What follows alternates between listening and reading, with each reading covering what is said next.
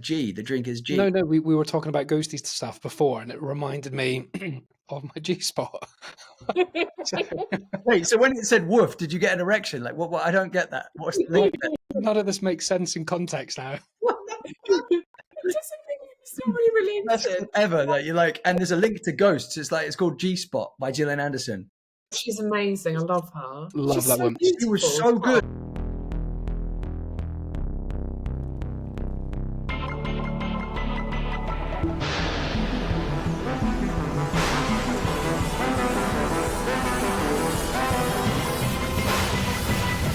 Rage Whale.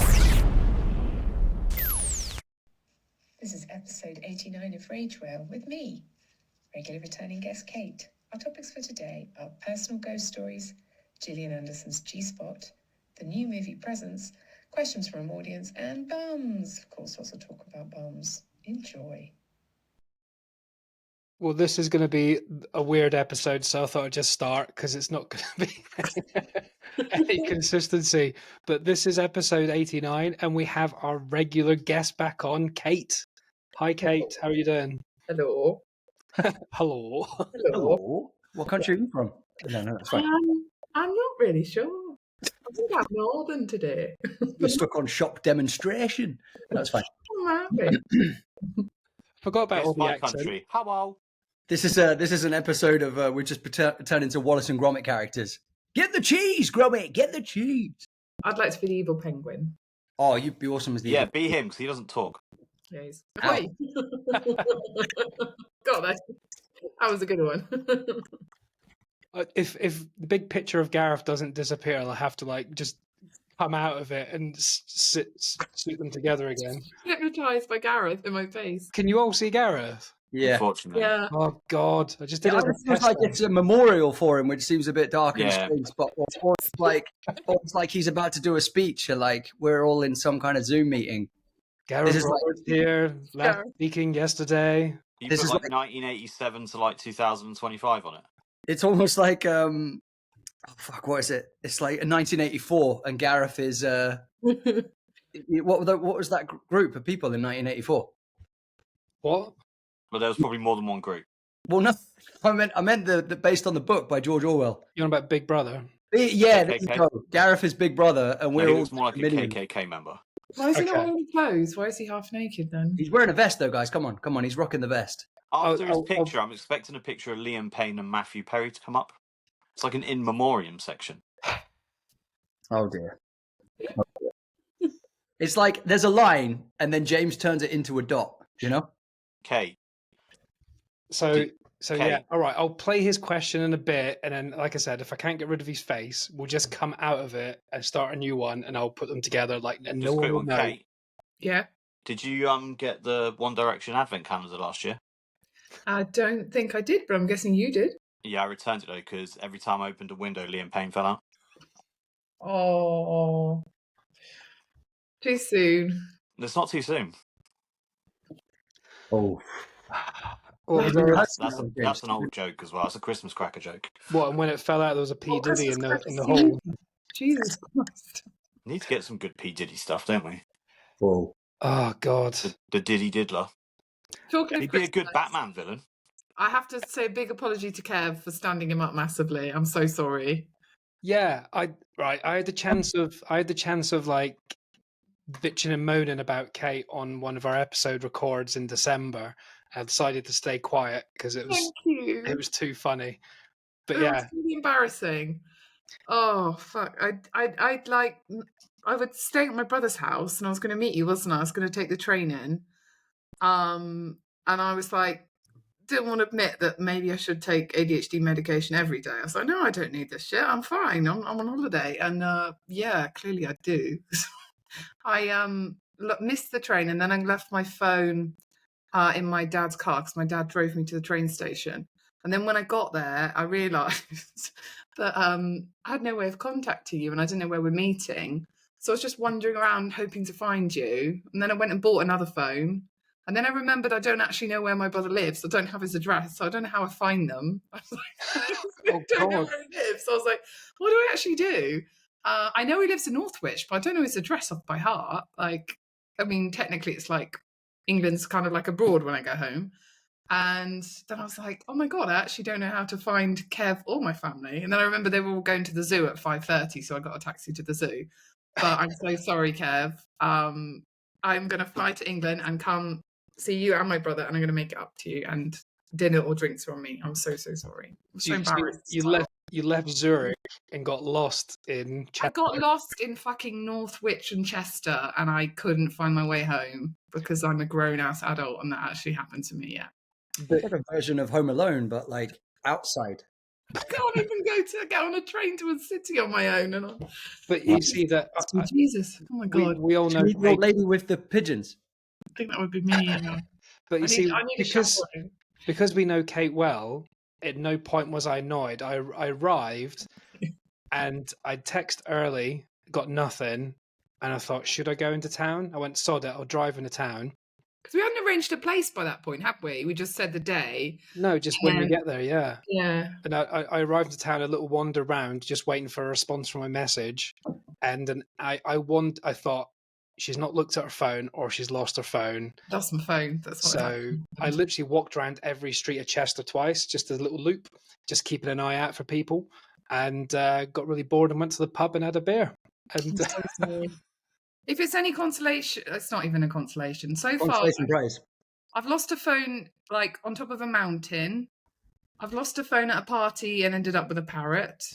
And I've lost a phone in the Amazon rainforest. So don't have good track record of phones. Wow. Do you have Find My Phone? Because that'll be some interesting journeys there. Oh, yeah. she needs a phone to find the other phone. Yeah, true. Right. Maybe you wait could a use minute. Parrot to find one of your other phones. Yeah, how'd you get a parrot? Basically, I was at a party and it was like maritime themed. And I was outside with a friend who was smoking, talking to them, and I'd left my phone out there, but I'd had a few cocktails by that point and forgotten what? my phone there. So I got a bit upset that I'd lost my phone again. So I said to this man who had a parrot that I was going to steal his parrot because I needed a consolation prize. And he didn't want to give me his parrot. So I just followed him around the poor man until I got a parrot. And then I woke Normally, theft works better when you don't tell them you're going to do it. But the success was like I just tried it on and then I left.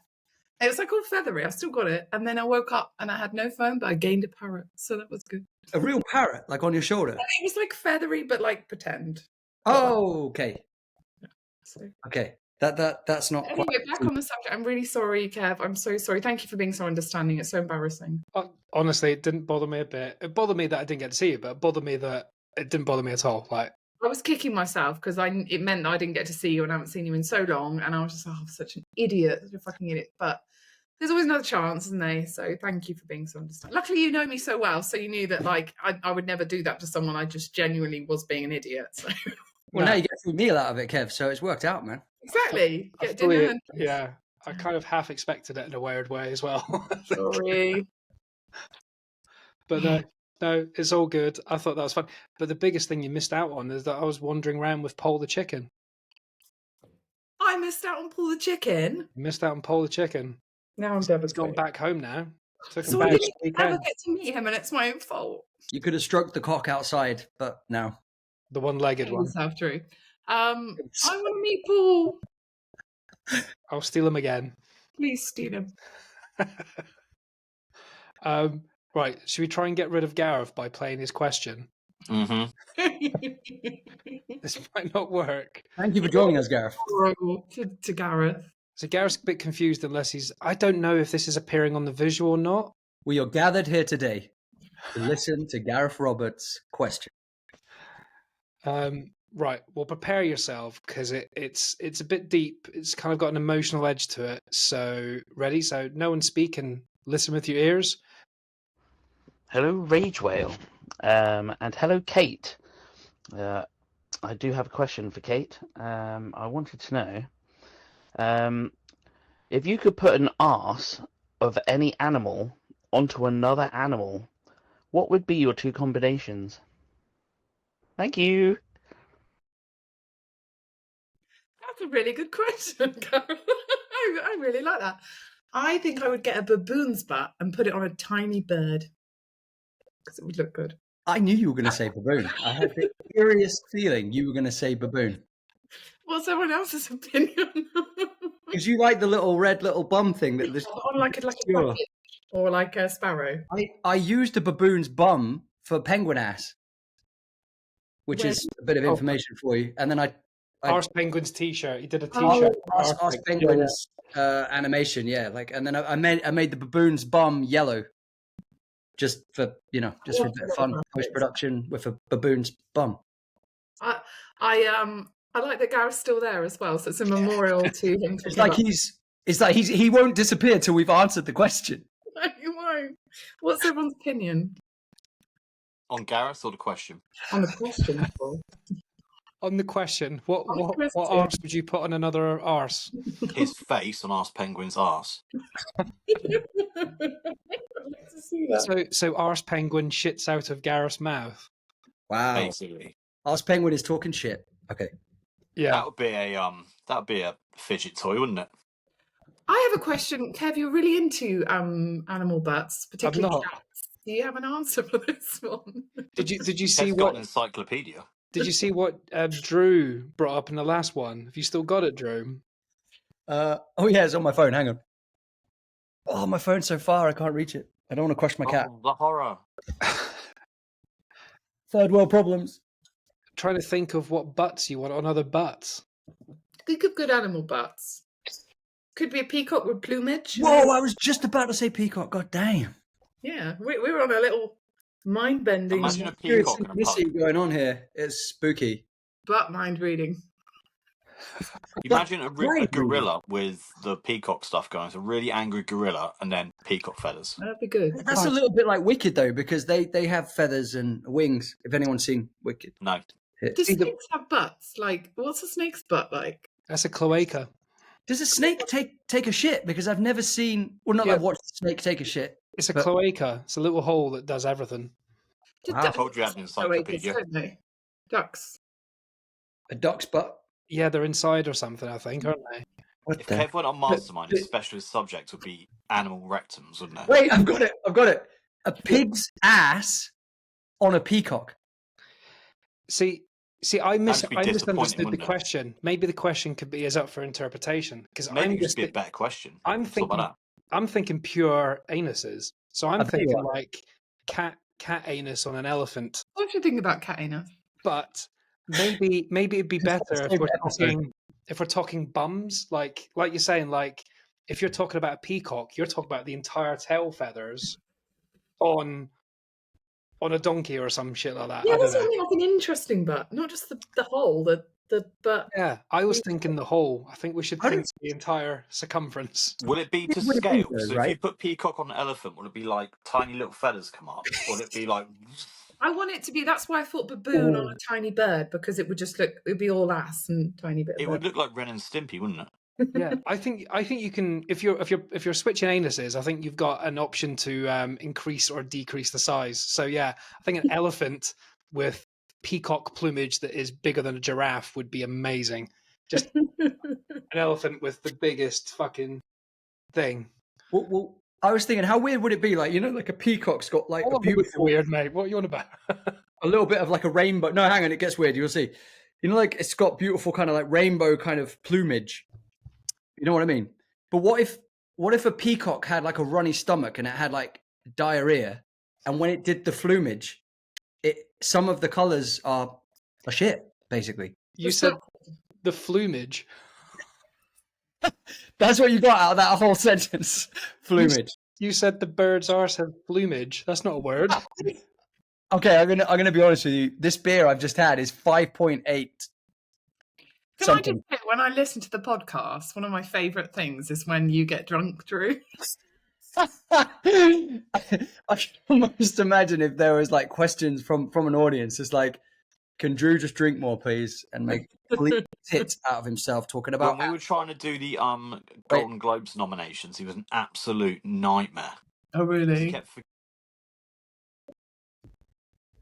Can you see that? It's a just card fun. game about butthole. Gareth's head's so Actually, big.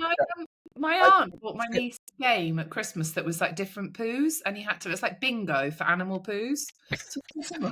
I can't fit all the assholes on my screen because of Gareth's head. Anyway, James, what would your butthole choice be? I was on the phone. Is he actually on? Oh, he is, isn't he? Absolute numpty. Sorry. Well, that was a good question. I enjoyed that. Yeah. Yeah. I'm typing in interesting bums, and it's probably not gonna. Be careful with that on the internet. That's gonna be I'm on my work laptop, so I'm not going to Google that. The ways animals use their rear ends and the history of butts and culture. The culture of pop culture. Culture of butts. animal butts. Is that the top one is sea cucumbers. These sausage-shaped creatures can breathe through their butts and fart out organs to distract predators. Fart out organs. Organs. That's ridiculous. Like just pulling out an organ, like, hey, distracting another animal and running away. Well, it says dragonfly nymphs. These nymphs suck water into their butts to increase pressure and fire out their mouth parts to catch prey.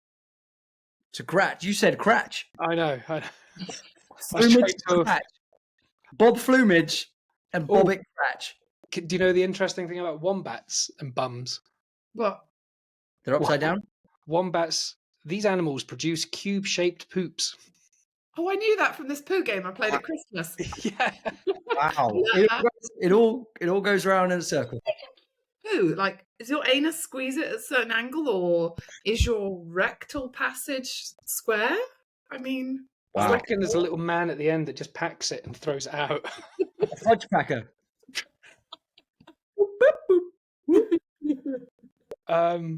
Like Tetris poos.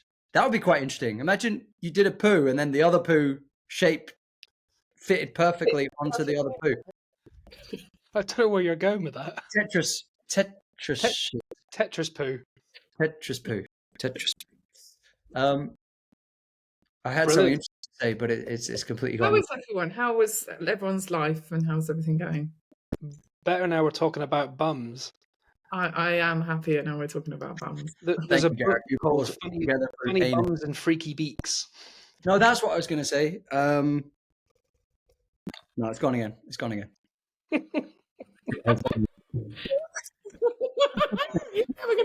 Very interesting. So basically, I am the part of the ... part in Hangman, where it's just like dashes and you don't know what the words are. That's me for this episode. Are you after one beer? It's a powerful beer. It's called Son of a Gun. Oh, you son of a gun. Son of a feckin' machine gun. What's Kev drinking tonight? Just some basic rum, but basic rum when we talk about bum.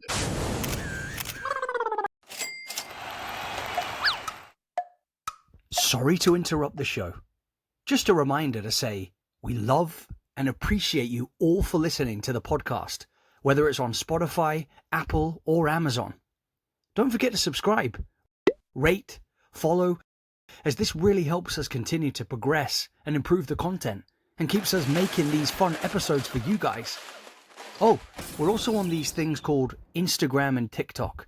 You can follow us there too, as we share short, funny reels on the reg that you can share with friends if you like. Now, back to the mayhem. It's time for Rage Whale's Shout Out of the Week.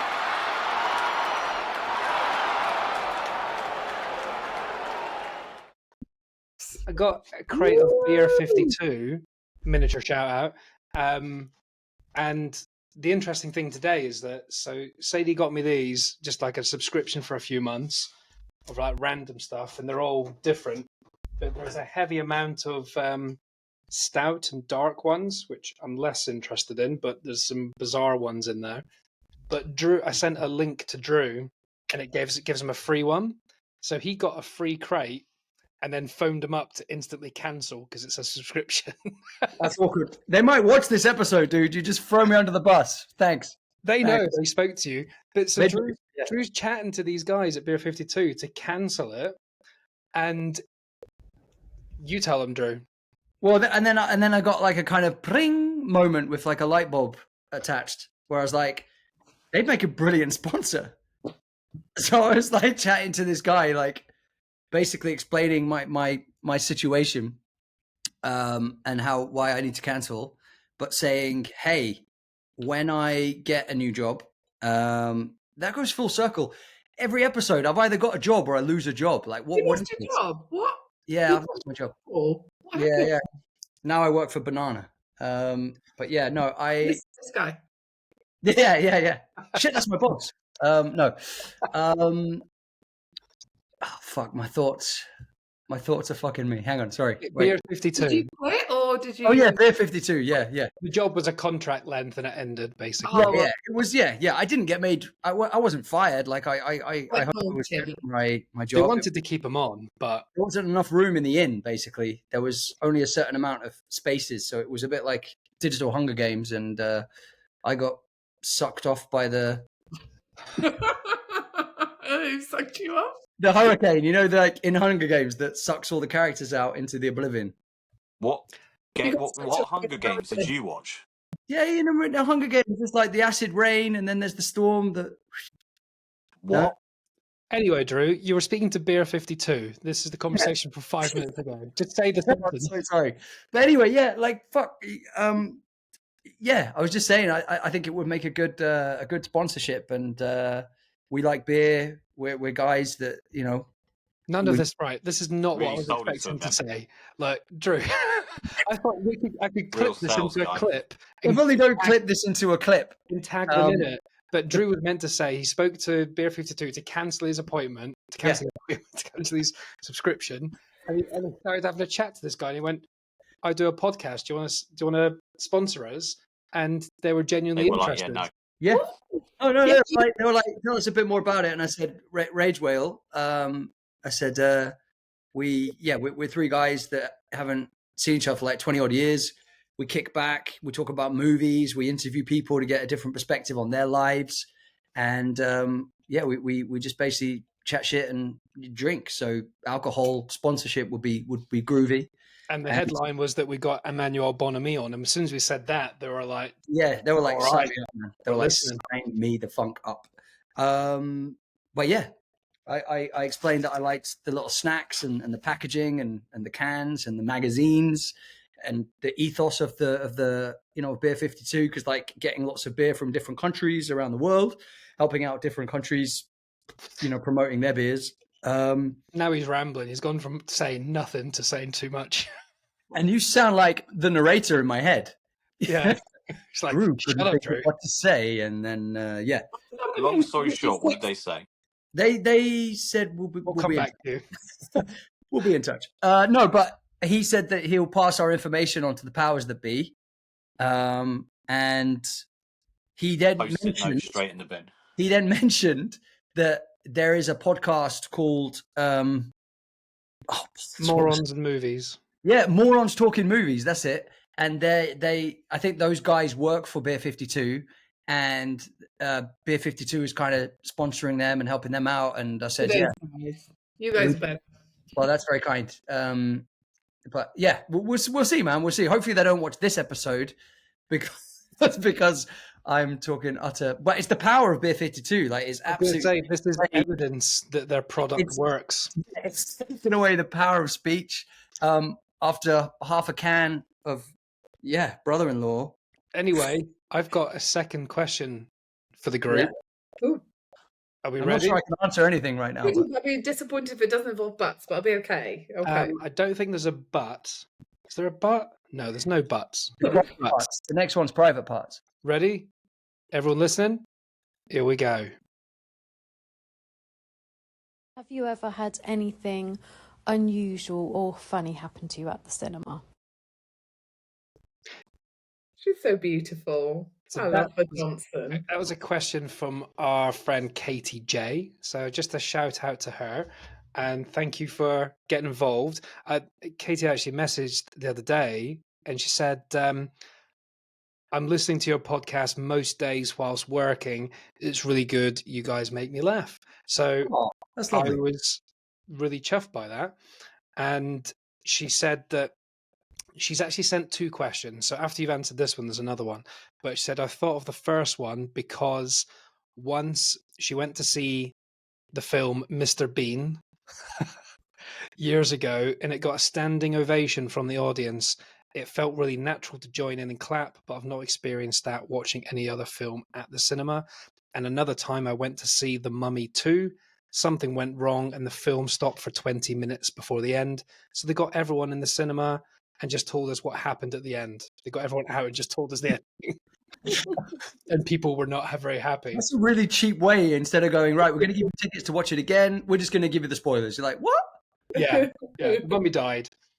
So yeah, what was the funniest or most interesting thing that happened in the cinema to you, Kate? I accidentally sat on someone's lap. Oi, oi. What? I was on a date when I was younger. I was a bit young and naive. And I needed the toilet. And it was like completely packed Not up. on the person's lap. Well, that comes later. So, I was like, when you have the seat by the wall, because there's no seats left. So I was like very far on by the wall. It was really dark, and I was like, oh no. Like, when you're like sitting there in the film, you're like, I need to pee, I need to pee, I need to pee. And I was I'm just gonna have to get up. And I knew it was not that far off the end, I thought. Well, I don't really know at the time.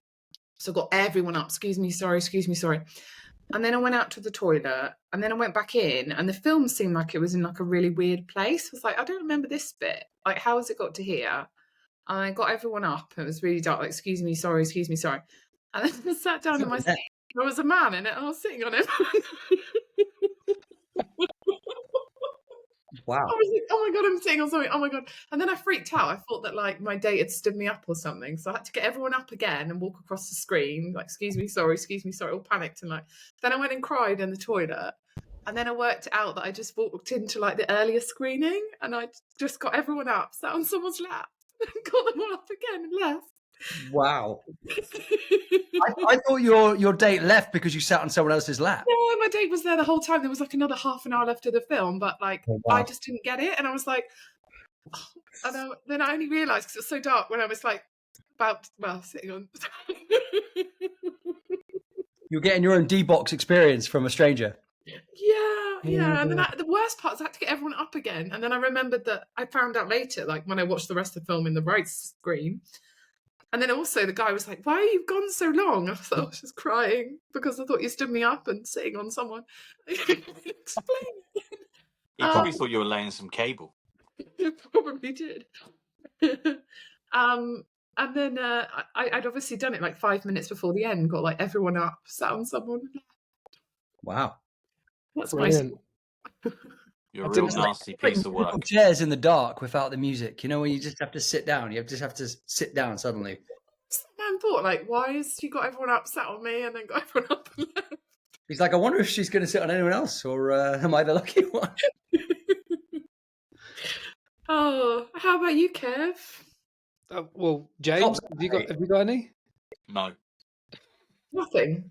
You just turn up. I hardly ever go to the going. cinema, do I? I don't really go to the cinema. Well, he went with me a couple of times. Like, I feel like since we're not together anymore, James, I feel like you don't do the cinema as much. No, I haven't. I've been to the cinema once since you left. Okay, James, Sonic. you can move on. You can take someone else. This is you. Yeah, Reef, you want to see Sonic, so we went to see Sonic. What about Reef? Has anything funny happened with Reef?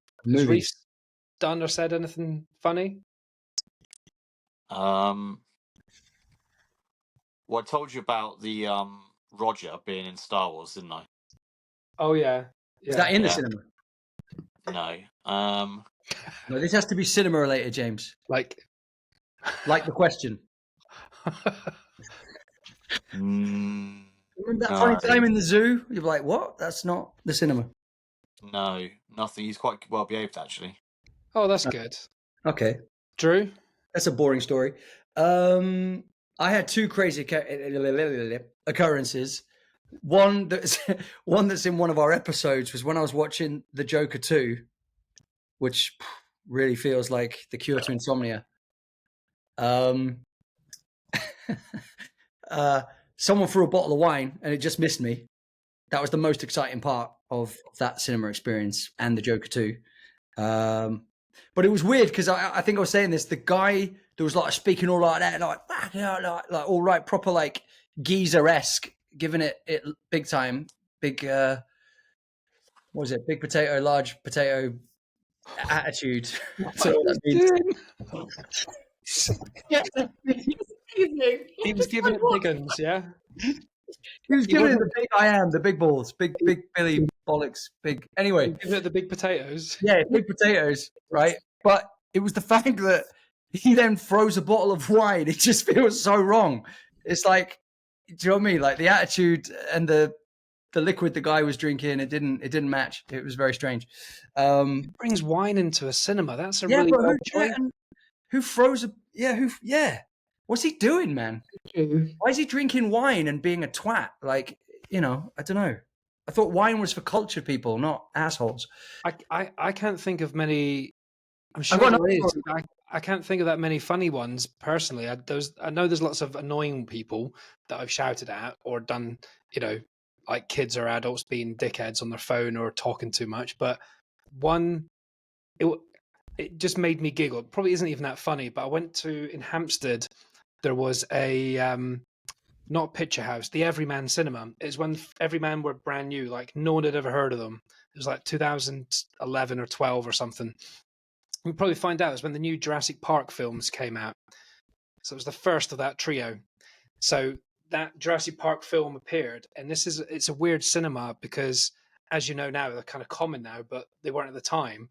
It's the first cinema I walked into, and you have little sofas to sit on with a little table, and you have people coming round with drinks and giving you drinks and food when you order it. So you can order it like at 35 minutes, can you bring me a beer type thing? And a man will walk over and do it. The problem is the screen was so small that if anyone walked by at the back, their head, like shadow, appeared on the screen and really got in the way of the actual film. So it happened a couple of times, and clearly the barman knew that he was doing it.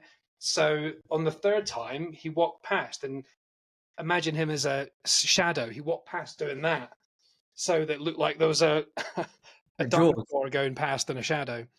That's all I can think of. Was it like Candyman was coming?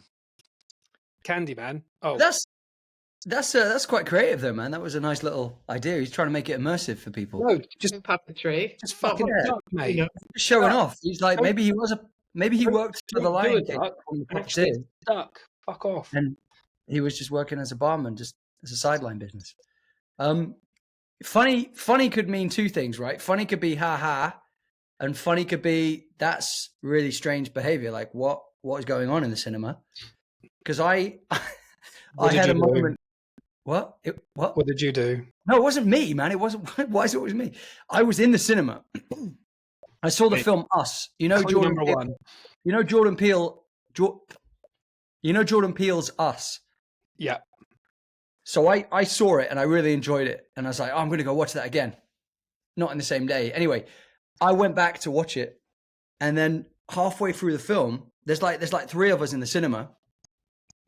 One of the three people in the cinema gets up and then stands in the middle of the screen, blocking the film, and pulls out their phone and starts filming the other two of us in the audience. So we're like, what the hell is this person doing? Like, and it was just really creepy and weird behavior. And he was just breathing really heavily and just like filming the audience. It was the weirdest thing I've ever experienced. And I was like, I don't know if I want to watch the end of this film because this weird person in front of me is filming. Did you see the thing on social media a couple of months ago? You remember that film Megalosaurus. Melopolis. Yeah, you try and pronounce it. Megalopolis. Right, the film with Adam Driver. And it's been held as like the worst film of the year and with nonsensical dialogue. And there was some guy filming the screen because people were getting up and walking, just him laughing at people leaving. And then one guy walked down to the front, like where his face is right to the screen, looked up in a packed cinema, just went, "What are you talking about?" And then stormed off like really angrily. And everyone was pissing themselves. Well, he shouted at the person filming, or just like he was at the cinema, not on set. No, I know, but you said someone was filming the screen, and the guy was in a seat filming the screen, and people were walking out in front of him, just leaving because it was so shit. And then one guy that was leaving stopped halfway down the bottom, right in front of the screen in the middle, and just screamed, "What are you talking about?" Because because it's a mad film. Oh, okay. Glad I I thought did the guy was talking to himself. while filming people. There Can we is a just sec. take a moment to appreciate how beautiful the Johnson is. It's just so beautiful. It's a great photo as well. What's the heart on there? Is someone got like a heart like light bulb? You know, like those No, I little think it's in, you know, that bar in London that's got loads of neon signs called the lasers. Junkyard. Yeah. Ah. God's own junkyard. That's the one. Also, it's like a spinning thing that just like I think it's a reflection. reflects love Hello? hearts on people. That's beautiful. Yeah, it's in Walthamstow. It's very Did cool. you notice how I got the color coordination? Look, I didn't realize by a wonderful accident. Pinky Everyone's pink. in appears to have grey. I'm frozen. in black and white today. No. I meant the picture, Kate, and the color. Oh, I thought you meant. Oh, yeah, you did. I thought you meant when you wear matching outfits, which you're not doing today. Well, no. You remember when you come on and you're all wearing matching, and then you do it by accident? I love That was it. awesome. That was a great episode. Look That at was how exciting our clothes colours are. Kate's in black, I'm in black, Drew's in grey, and James is in It was beige. You don't the make most it quite so clever. I remember when you'd only wear black band t-shirts. You do wear other things now. Has James disappeared Occasionally. for you? Occasionally. Has James disappeared for you two, or is it just me and the power Yes, of the kid? here. I think he doesn't like us. Okay. Yeah, I'm used to it now. He Just comes in and out when he fucking just He's happens. like Stanley. Kev, he is like Stanley, but in human form. He just fucks off and then comes back in and Kev doesn't blow his ass. Well, I don't know. yeah. I Luckily. can't reach his butt. It's too far away. You would if you could. Shall That button- I button- play? Shall I play the next question Yeah, so that when yeah, James yeah, arrives, James, he's please, confused James. by what topic of Playing along. conversation? That's fun, yeah. Ready? When he arrives, we should laugh and be like, "Oh my god, yeah, I can't believe that happened." He'd be like, "What happened?" Yeah. Okay. Yeah, but it's James. Remember, he literally will go, "Don't care." Yeah, we'll give it. Okay, true. Or we could just be like, everybody just don't move and just. Wait, we could pretend it's new. Wait, we could pretend it's new Spider-Man information. But like, I can't believe that Almost new, really make it really awkward. Like, Yeah. new plot release of Spider-Man across the. What's the third one? And then he goes, "Oh, what's that?" And I'll go, "Oh no, we've had that. I can't repeat myself again. Let's go. Let's move on to the next thing." Yeah. And he'd be like, "What? Right. Here's the next question from Katie J. If you could create a musical of any band or singer, which band or singer would you choose? And what would the rough storyline be? Wow." So yeah, a musical about a band or a singer. Can I go first? Because I'm going to steal Johnson's idea and I need to share it with the world. Has she got one already? Has she? Yeah. Can she I tell love me? her Yeah, brain. you I got to mean, think of we your were- own after.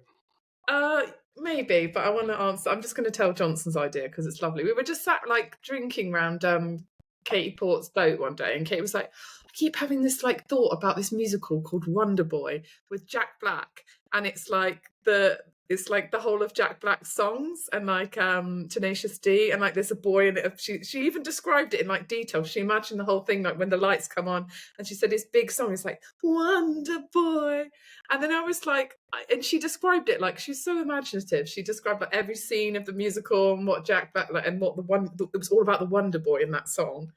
And she described like the glitter and the costumes. And then I decided to message Jack Black and pitch the idea, but I never heard back.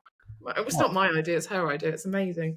But You then actually when we messaged were Jack Black? recently, I was on the Brighton Street View or whatever, and there was a picture of, we were staying in this hotel, and there was a picture of Jack Black outside our hotel 2 days later, and I was like, Katie, you could have pitched Wonder Boy the musical to him. He'd gone to his hotel room and Stuck to my pocket. He's got the idea for best Tenacious D musical. I have to think about that question where you go, but that's Katie's idea, and it's awesome. That would be great. Wonder Boy. Well, I have did to you ask- tweet Jack Black or did you like Instagram? No, and but I'm just DM saying, him? I wish I messaged him on Instagram, never heard anything back, but I was like, he was outside our hotel 2 days after we stayed there, and I was like, we should have stopped him on the street and pitched her idea rather. He would have loved it, to be fair. Surprised he's not done something like that, actually, isn't it? It's like it's perfect for him to do something on those sort of realms. Okay, musical. I'm going to think while you two answer. So, Drew, band or music artist? Well, I was actually going to say, based on what I said in one of the other episodes, the Frank Sinatra thing for me, I think it would be fucking cool. As Like- a musical? Oh, yeah. Actually, yeah, let me rethink that. As a musical. Toy Story. That's not a band or an artist. Oh yeah, fuck, sorry, fuck. Damn you, beer, son of a gun. I think it'd be fun to do like some seriously disgusting metal as a musical, but everyone. So not like a metal band just doing metal band stuff, but them doing musical songs like I don't know, like James Hetfield from Metallica just running around going, I'm in a band, I sing songs. Can you hear me? Like that. I like the devil, he's lovely, and shit like that. Basically, hear me? that would be That's good. my favorite. Your idea as That was well. my favorite. I'm not going to answer this from my own idea because other people's ideas are way better on this question. Fuck that band. Just the dichotomy of like actual metal singers singing like they're in the theater. Oh, what about Eminem the musical? And what would he do? What would he be Kev, can you hear rapping? me? Well, Yes. I don't know, like his new Oh, yeah. his new album or whatever, like, you know, giving birth to the Antichrist, and there's like, oh, it's not Jesus. Actually, It's- that new Yeah, album. a musical of Get Low. From the window to the wall to the sweat drips down my balls. All these bitches crawl. I like to see that in a musical. Okay, As long as Sandra Bullock's involved somewhere. but yeah, I think his latest album, James, Well, what's that is a story. Eminem's latest album? That is a story. Yeah, So, James, No, did, you Yeah, hear, my no, internet's going a the bit story. funny, by the way. So did you hear the question that we had from Katie J? yeah, I did. Yeah, if I go out the outlet, my internet's going down. Our internet's about to state if 2 ants fell over out the front of the going house, the internet would go down. it's going down. So, who do you have as a musical artist or band to do as a musical? None of them, because I fucking hate musicals. So couldn't care less. Wouldn't go and see it. But we've all said that we like musicals recently. No, I have not. I've never said that. Yeah. What was the film we watched the other day? And James went, "Oh yeah, that was good." South Swift- Park the movie. Swiftlers. Drew, that's not even a word. That was barely a syllable. Spirited Away. Spirited. Spirits. It's not The one musical. with Spirited. Will Ferrell and yeah, there you go. Yeah, that was me and you. I don't think that was him though. No, that was him, right? Spirited Away is a Japanese animation film. Yeah, it's a completely different Oh, okay. thing. Well, I don't know, man. But I think Katie J's idea is good. That's a good question. Yeah, I'd just do one of ABBA because I hate them and I hate musicals, so it'd be a double reason not to watch it. You just be there throwing eggs at them. No, just wouldn't go. I'll save myself some money. You just set it up, you write it, and you're like, no, I'm not going to watch that pile of shit. I hope one day, James, that you're just walking down the street and then like everyone you know starts singing at you and dancing and performs a musical number. Wow, the whole world is a musical for you just for one day, James, on your way to work. I'd make the Holocaust look like a teddy bear's picnic if that happened. Okay. Oh yeah, the train would be coming. What's that thing where everyone does all the stuff? Those You flash should mobs. list as a musical. Flash mobs. That's Yeah, your- we They should get arrange a flash death. flash mob musical. Can we arrange a dance where routine? we actually flash as well. Everybody flashes. I'm in. No one flashes in a flash mob. It's Yeah, just I know, but we just flash James. Just I'll pull a movie. James, all in like unison. Like I'll get my moon flaps out for James, you know? Everyone flash at the end. Drew gets his balls out. No, I'll get my moon flaps. Yeah, and I'll get out my cigar cutter. Ouch. Okay. Okay.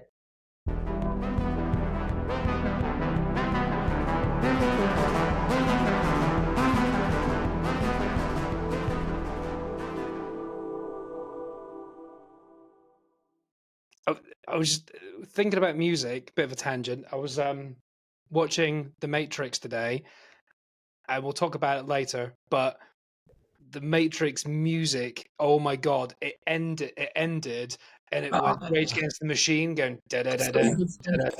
Yeah. Wake up. Epic. Do you know what's better than that though? But they had Prodigy on there, Minefields and stuff like that. I can top that. What? I have a chocolate orange. You know, I was really sick recently, and my colleague wanted chocolate orange back from the UK, and then I was really sick, and all I could eat was just chocolate. So I ate all the chocolate that I bought for everyone in You got to Zurich. get the popping candy one. That's the best. It was really good. I ate like 2 bags of the stuff that was meant to be for other people. So Nice. Did That's you a- see? It's a weird jump from Matrix into chocolate. Yeah, I don't know where. I mean, Oh, mine that's was tangential. Don't know. His wasn't even gentle. What was? Yours was tangenital. Is that a new gender? Tangential, It's got a speed with 10 like an gens. octopus. What beer are you drinking behind the scenes? That's what I don't know. But have you seen the Terry's chocolate orange? They got 2 more flavors. They got mint and they got normal. Roger. Yeah, Terry's Normal's chocolate. not a new one. They've Terry's also chocolate got normal. popping candy. They got Terry's dark chocolate chocolate. normal. They got white chocolate. Kev, your knowledge of Terry's chocolate orange is terrible. There's like 10 flavors. You sound like a robot, Yeah, James. you did sound like a Dalek, man. That was weird. I thought it was just me and the power of the beer. Those No, it's ants my outside net, are it's falling trash. over. That's me trying to answer a question, but that is what you said. I can tell you're an actor when you did that. I was like, Can you wow. tell? Is that just a terrible robot? All those years. All those years of A training. robot. I can play a robot in a podcast. You've got the part. You're done. You're done, buddy. Oh, Also, Kate, I did notice that you said Terry's chocolate anus, didn't you? Yeah. Yeah. wow. Yeah. That is a different flavour. That's a It's a shout running back. joke between Kev, me, and Canadian Chris. Wow. And slips. I was like, this shit is good. Yeah, I think so. Yeah. That involved Terry's chocolate anus and reversing fridges. Yeah, I Can think you hear in me the better now? Sorry. Can you hear me James, better now or not? You can a bit a little bit now. Yeah, but It your might- rage wear is more blurry. Oh, that's just because he moves his head back and forth. It comes in and out of focus. That's just from excitement. Yeah, my internet is absolute garbage. So The funny thing is they blame the weather. It's like everything's underground, so what's the wind going to do? It can't blow an underground cable, can it? This Yeah, that was a good impression. I'm going to use this cut because it's this, and James is going. when the internet betrays you. Can you actually hear me? 'Cause if not, I'll dive off. No, I can hear you now, but it is back and forth a bit, mate. Yeah, the internet is garbage. Can I just restart it? Get a little kiss and a cuddle, and it'll work better. Show some TLC, man. No, Rub 'cause it. they go, oh, it's Give the it a rub. weather. It's like the weather all affecting those underground cables, yeah. Yeah, but dude, we got a storm here in Brighton, and I don't The sound like a storm shouldn't robot. affect the internet. It's underground. I don't sound like there's a storm here. It's in the air. No, There's a what I'm storm saying here is at our, home. our internet is Sounds like- garbage, and they'll blame the storm. A Dalek. You sound like you're a robot underwater. Why Do you don't know? you hotspot off your phone to have better internet? O2 are trash as well, so no. No. I'm going to give up. Leave us, Jason. Trying to do the Lewis pose. I hope he comes back. I'm devastated. I'll message him to try Who's and come going to back. say inappropriate things now? On his own. He's Me, going probably. I'm going to become the James in this episode. to have to be the James. What? Last time it was the three of us together, we were laughing till we basically peed ourselves. So Yes. That episode was feckin' crazy good. that was That so was funny. crazy. Eyeball popping, old women chopping everything. It was crazy. Oh, Now every time anyone mentions aliens, I just think of you and Chatting up old women. Perfect. hey, I don't know if you've kept up with the Rage Well, if you've had to have like a mental health break from this podcast, but did you hear the episode where Drew talked about almost meeting Sigourney Weaver a few weeks ago? I can't remember what context you said it. Were you on a I remember you saying it. I can't. I broke into a theatre. Well, That was it. And you said but you said her play was shit, and you wanted to leave. yeah. Well, she was. I mean, yeah, she looked great on stage. Her presence, and I was like, "That's Ripley." But yeah, the play wasn't good though. It's not one of Shakespeare's best plays, and it was awkward because they just planted loads of chairs around the stage because Sigourney Weaver needs to sit down during her after a big monologue. So it was That famous Shakespeare play with loads of chairs and Ellen Ripley. set in like an OAP's home, pretty much in the desert, because it's just like I remember it well. a good old Tempest.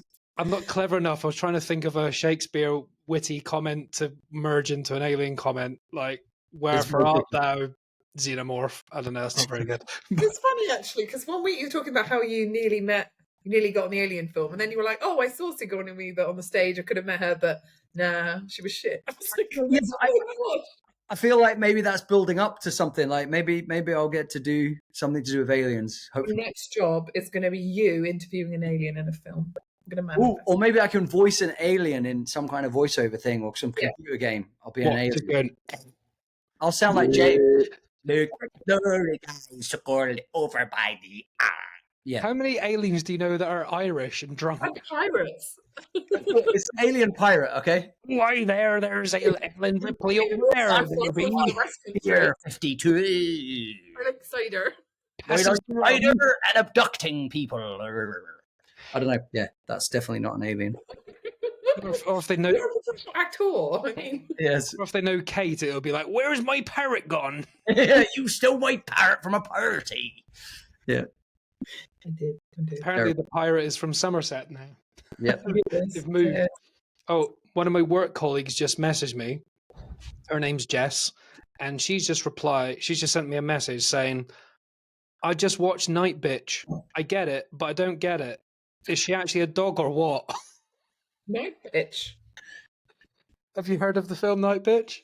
No, it sounds fun though. Do- I've never heard of Do it. either of you have Disney? No. Ah.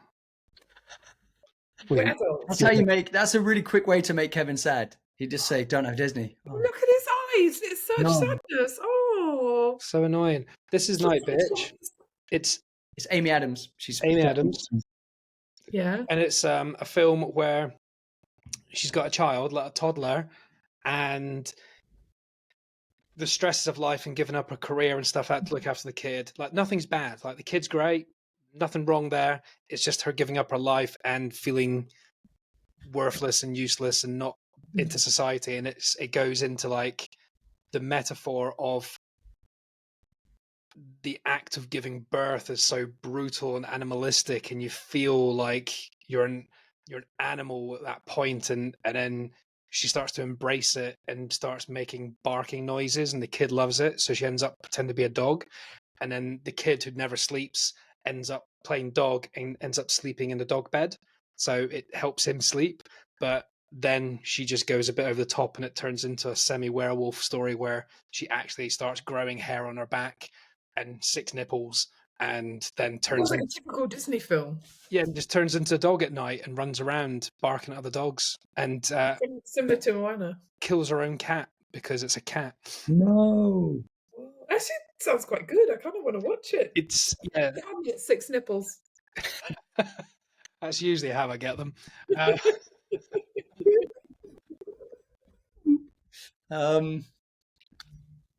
What was he going to say? Or is it a metaphor for like working like a dog? You know, because like it is a metaphor, but it's a metaphor very for animalistic behavior that we It's are. a We're metaphor animals. for the feral side that is inside all of us, man. Correctly. That's it. That's actually it. that's cool. But they've pushed it too far, and it becomes literal, and it's she actually turns into a dog for real. But people are confused if it's a metaphor or real, and it's both. It's both. But yeah, before we change subject to Terry's chocolate orange.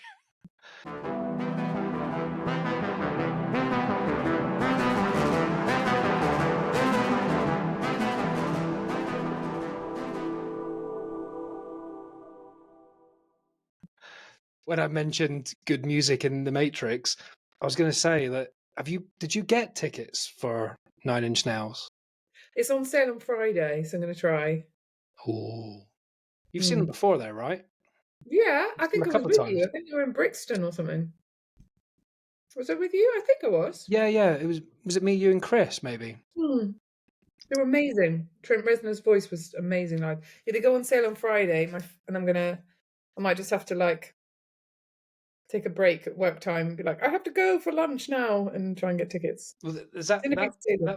was that the time where he had all those lamps, big lamps, and he kept dangling off them and swinging them and stuff? Yeah, it was. Nine Inch Nails is one of my favourite bands. I really hope I can get tickets. Yeah, I forgot all about it until just the other day. My mates is one of my mates' favourite bands as well, so I might have to go to London for that one. Awesome. You should.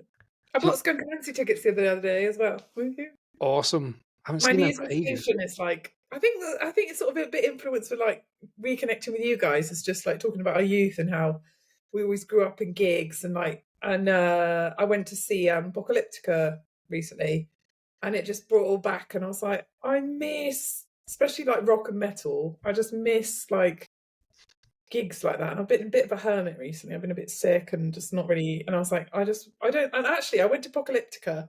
My friend gave me a ticket because he didn't want to go, and he put me in contact with some friends and said, oh, friends, trying to give me friends. But I had some other friends that I knew that text me afterwards, like when I post on social media, like, oh my god, you were there.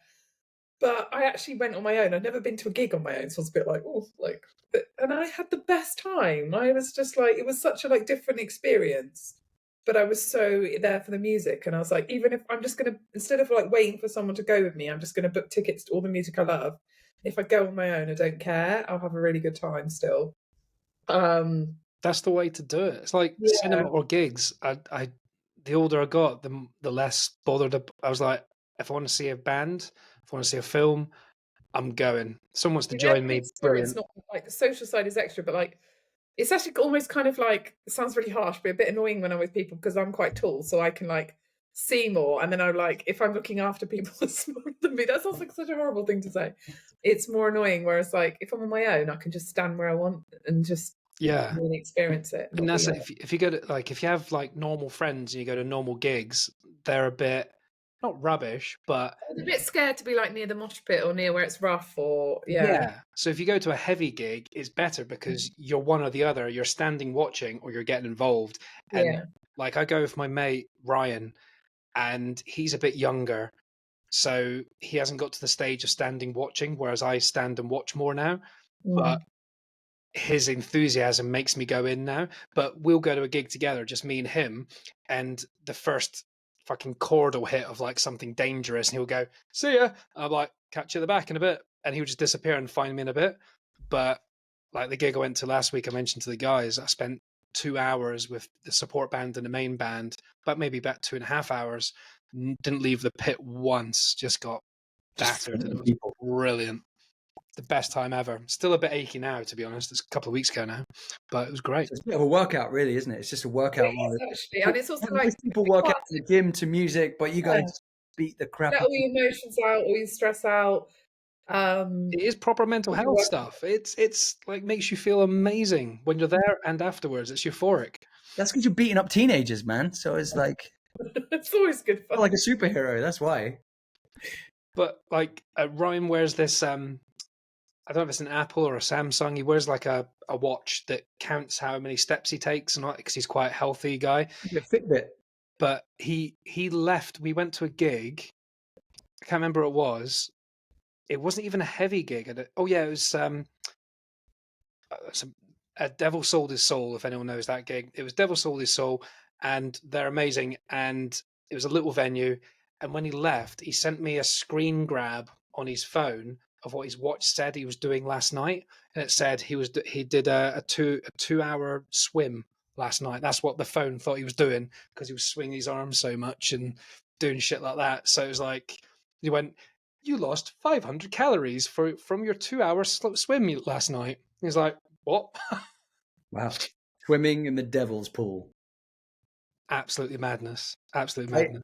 I just tried to send a text to Kevin, and this is either how bad autocorrect is or how drunk I am. I actually Joe the Storm doesn't cut out my wife. Yeah. Drew, how are you such a lightweight? Like I only had a pot noodle and a son of a gun. You've had one beer. Yeah. I don't know what's happening. I love drunk Drew. It's hilarious.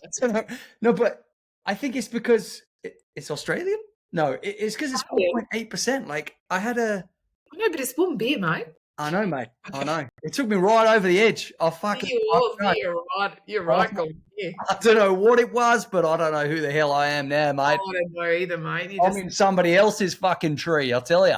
I know. You were just thinking about kangaroos. But basically, I meant to say, I actually hope the storm doesn't cut out my Wi-Fi. Oh, it's kind of raining here, but I don't know if it's classed as a storm. No, it's a storm. I don't know if you can hear it. It sounds like Storm Katrina behind me. Like it's pretty full on. We're meant to have the biggest. It's named after women. Yeah, I don't agree with that. It should be like Storm Bill or something like. Yeah, Storm Colin. Yeah. Or maybe So- they're trying to make it like women are powerful, like rather than it being like women cook up a storm. I don't know. Actually, cook sounds wrong. You know, like Back to the kitchen. What's Mother Nature, right? Mother Nature.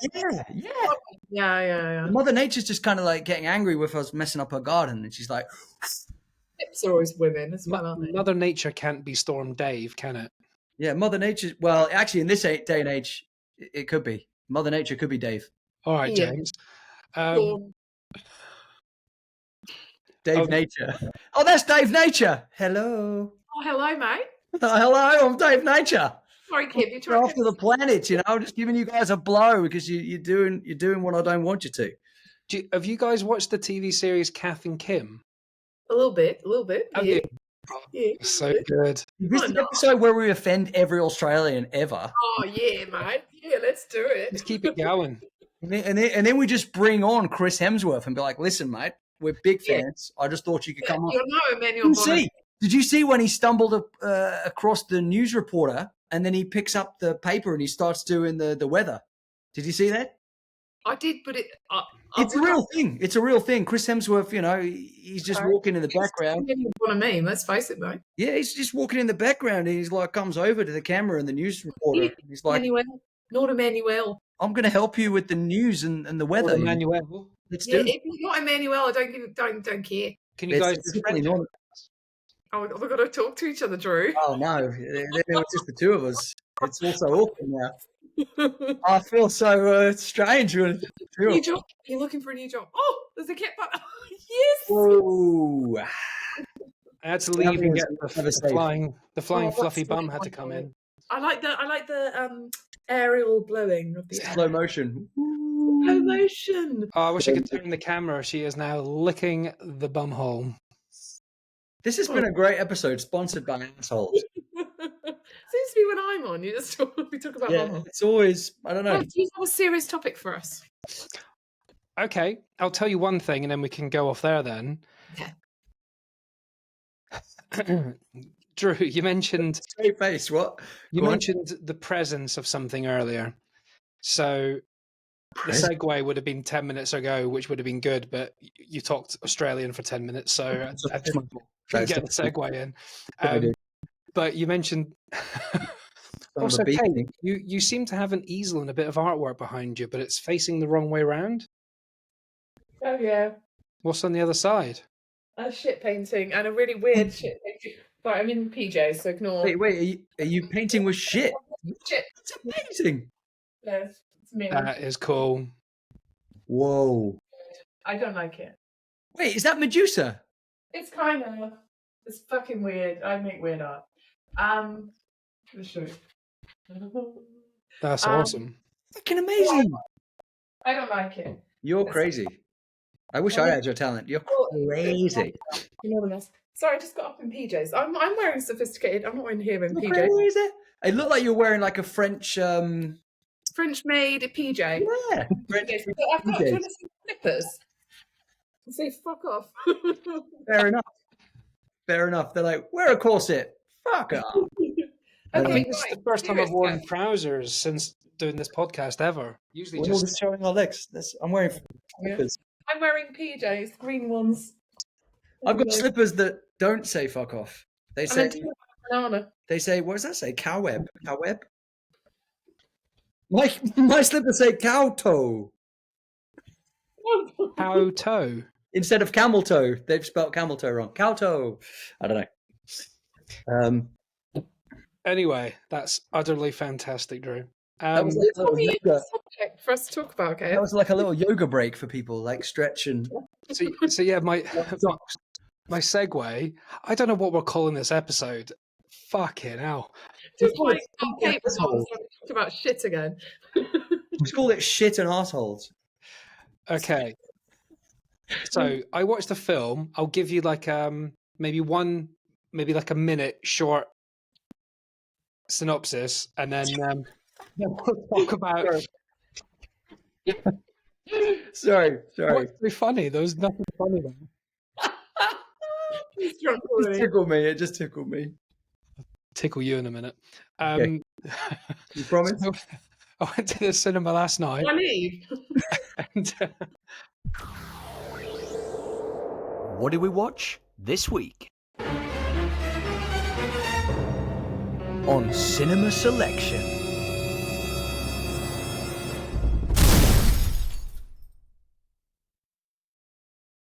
I saw a film called Presence, and it's a new Steven Soderbergh film, and he is meant to have quit directing a few years ago. I don't know if you heard. He's meant to have quit. He's the director who's done things like Sex, Lies, and Videotape, Out of Sight, Traffic, Ocean's 11, Contagion, all those sort of films. He is back. Hi, James. Just It's not good, dude. You sound great. it's a bit glitchy, and now you sound like Stephen Hawkins, and I'm pretty sure that's might- what you would have said. remember it actually might be fixed in the wash. Remember, Maybe. Don't maybe. go. We miss you. Oh, James. I do like that he does come back when we have 1 minute of talking normal for a second. Right. Okay. So anyway, for the film Presence, I don't know if you've seen the trailer. The trailer is just the camera moving around an empty house, and that's it. That's the whole trailer. So we Just don't know what. basically. Yeah. So basically, the premise is that it is a ghost story from the point of view of a ghost. So Aww. we're in an empty house, just this ghost wandering around. You're seeing the point of view from the camera. So you never see the ghost, you never see anything else. It's just a camera moving around, and you're the ghost basically in the film. And then people move in, and it starts following them around, and you basically are voyeur on their life and the two kids interacting and the adults interacting, and Lucy Lou's in it, and it's gripping, but it's kind of billed as a scary horror film. It says, the tagline, "It terrifies you, then leaves your heart on the floor." It doesn't terrify you. You're waiting for it to be scary, and it's not. It's more of a family drama. I can't tell you the ending or the whole point of it. What's the name of the film? Sorry. Presents. Presents. Okay. This one here. Christmas presents. No. There's a presence in the house, and basically the creepy bit, and you think it's going to continue.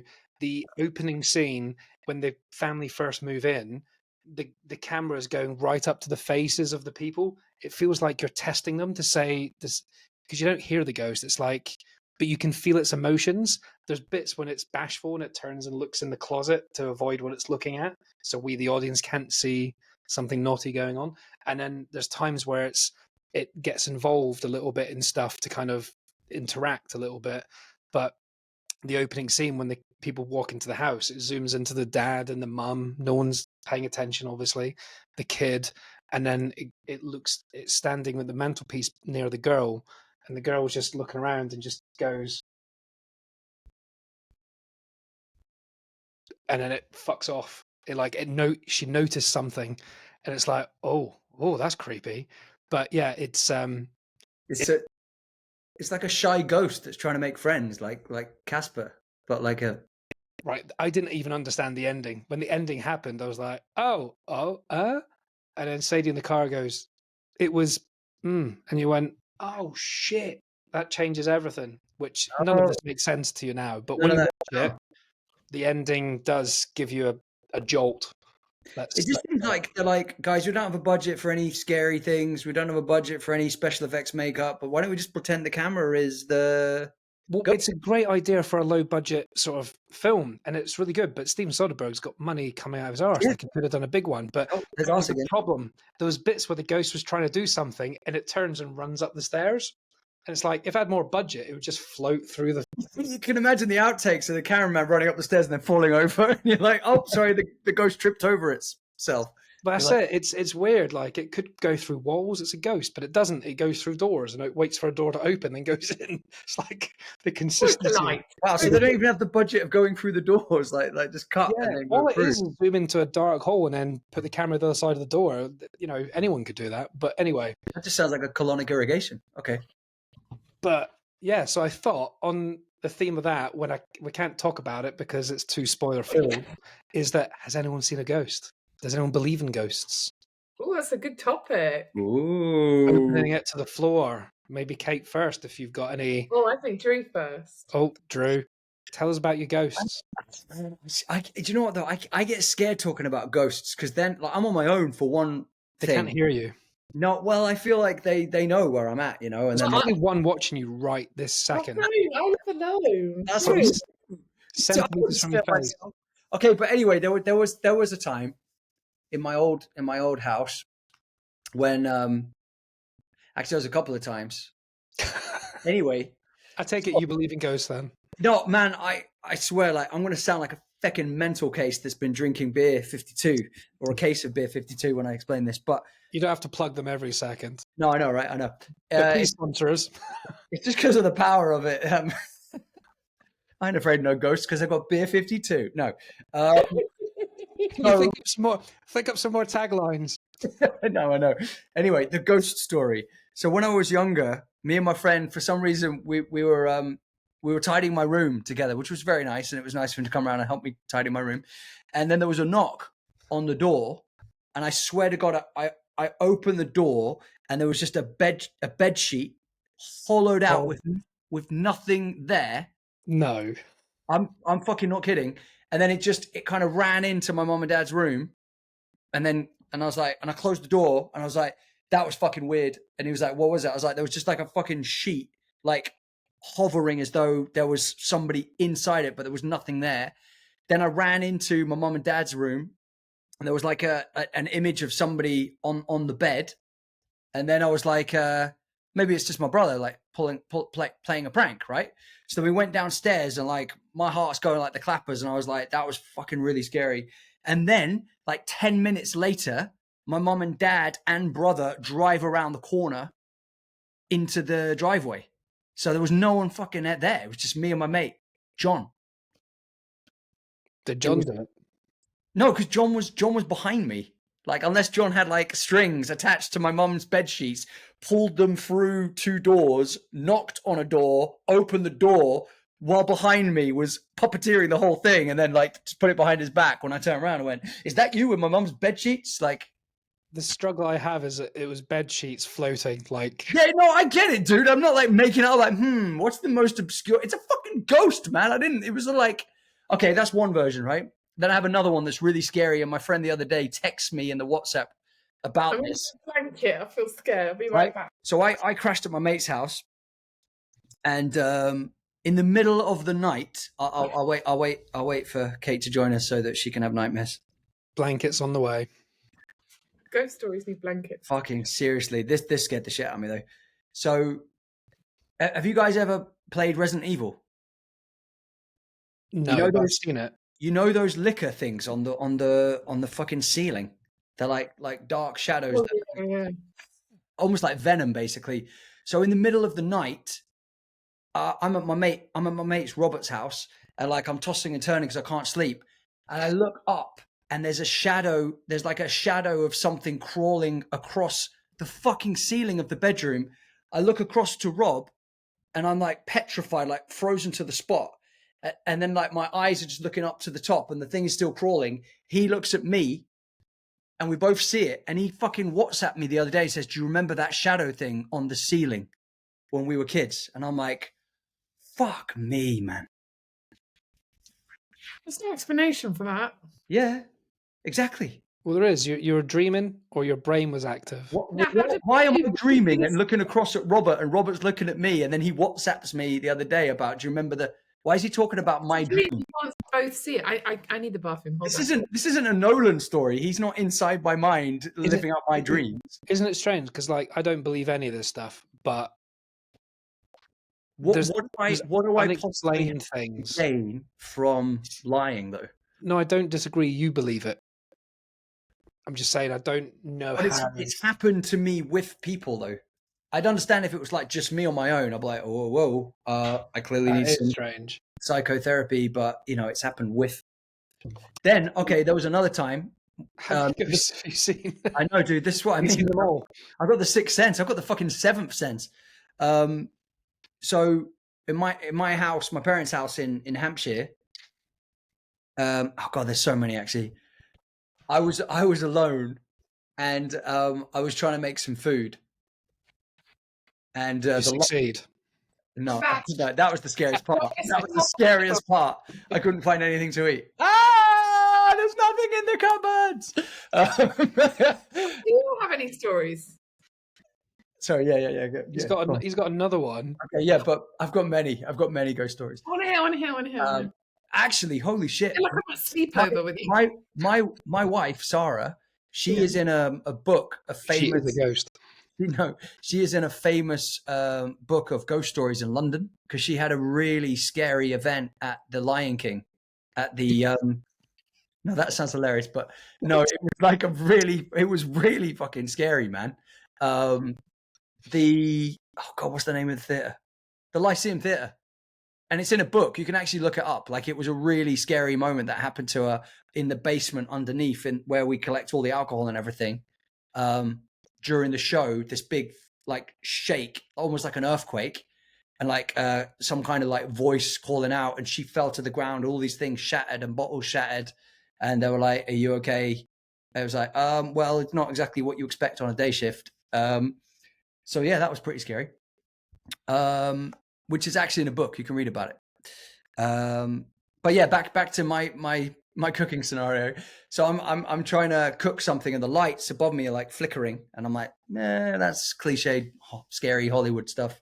And then I go away, and then the phone rings. I pick up the phone. I'm chatting to my mate, and then all of a sudden the oven, you know, you have to press a button to light the gas.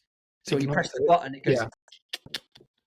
The gas starts turning itself on. I'm like, mate, hang on. The gas is turning itself on. He's like, what do you mean? I was like, the button you have to press to light the fucking thing is doing it itself. So I was a bit scared. Then the kettle turns itself on, just starts boiling out of nowhere when you have to flick the switch. And I'm starting to kind of really brick it. And I'm saying to my mate, I'm like, mate, there's some weird stuff going on. Then the TV turns itself on in the other room. And then I'm like, that's really fucking scary now. And then all the channels start like going like fizzing and all that stuff. And then I go out into the streets, and then I look at other people's houses, and all of their TVs are working fine. Then I come back into mine, and it's still just like there's no reception, just really loud hissing. Then I can hear noises upstairs in rooms where there's no one around. And then I basically I was like, this is really scary. And then for some reason I tried to leave through the back door because I didn't want to go past the living room now because it was scary. But then I couldn't, like, the back door was open, but I couldn't open it. Like, somebody was like holding the back door. So I couldn't physically open the back door. And I was like, this is really fucking scary. So then I just ran out of the house, straight past the living room, out the front door, and almost got run over as my mum was pulling into the driveway. And she was like, what the hell are you doing? And I was like, and I was trying to make up some weird thing like, I was just going to go to the shop just to get something. Like, I didn't want to be like, I'm really scared because weird shit's happening in the house. And then when we got back in, mum was like, can I speak to you a minute? And I was like, what? She was like, why did you move these sofas around? And I was like, what are you talking about? The two sofas in the living room that are really feckin' heavy have been moved off their points. So you could slide them back on to where the indent is on the carpet. They were pushed out of place. And I was just like, I don't know. Just doing a bit of fucking redecorating, you know, like what? You tell your mum something weird's happening in the house.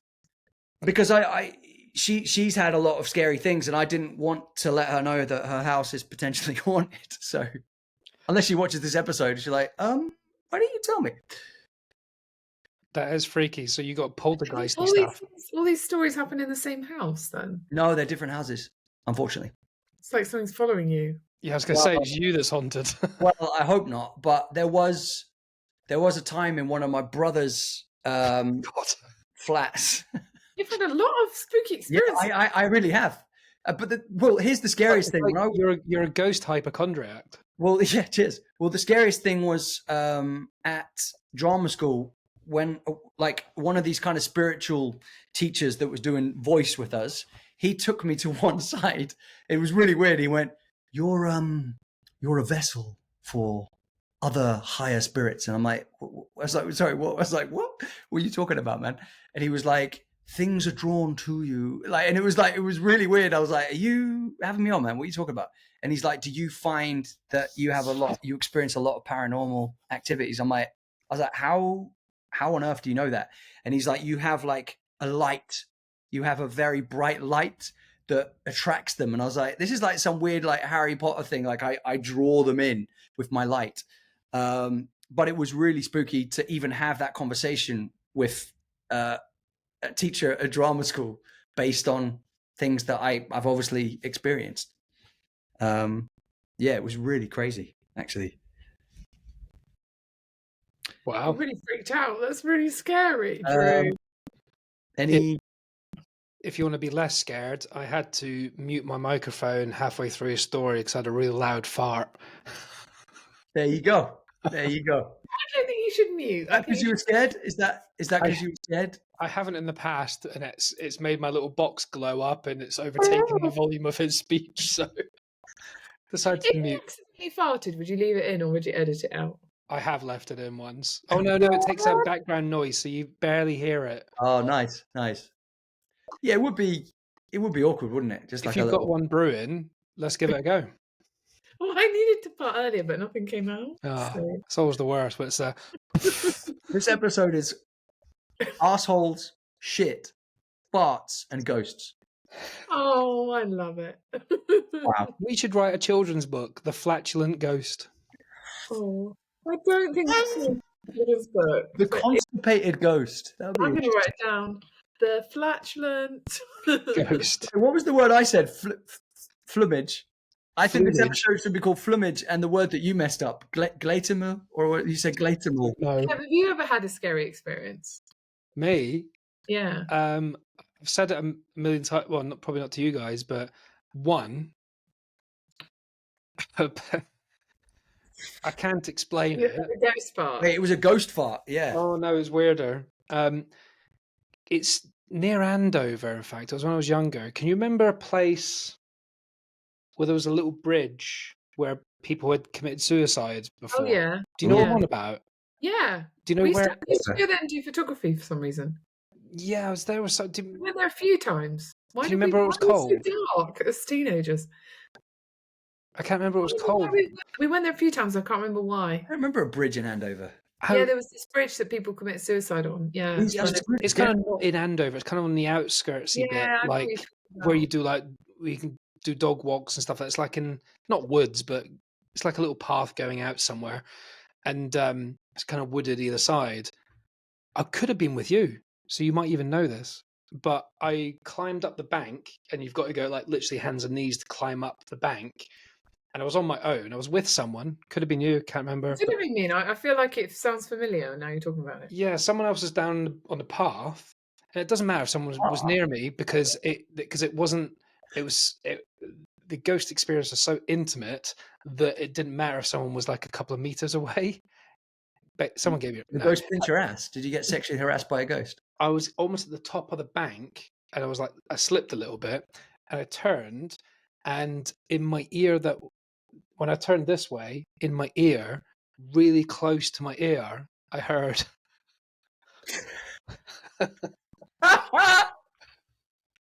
I'm not lying. I'm not like this. Is exactly what happened. What got to the top of the bank, turned around, and on the opposite ear, someone went, "Woof." What? I was there. I was there. Okay. Yeah, whispered "woof" like right in my earlobe. You coming down and telling me, and me just laughing at you. Sorry. Yeah, but you must have been meters away because it wasn't you. Because it was like I right in didn't my hear ear. it. I Do you remember think it was? it. Do you think And I it was was, like, it said woof. You had a ghost say woof. Yeah, it was like a child ghost? it was a when I was just a human voice went woof in my ear. I had another story. I'm sorry, I'm not to hijack the ghost stories, but You get a ghost saying quack. I had a really weird one again in the same house. No, this is a different house actually. That was in Andover. This one was in. Your story is actually terrifying me. This one was in Baldock. This one's quite funny though. So I came home one day from school and I went into the living room and I think I was about to turn the TV on or something, and then I could hear whistling, right? And it was the theme tune to Neighbours. So the ghost, I fucking kid you not, the ghost was just going.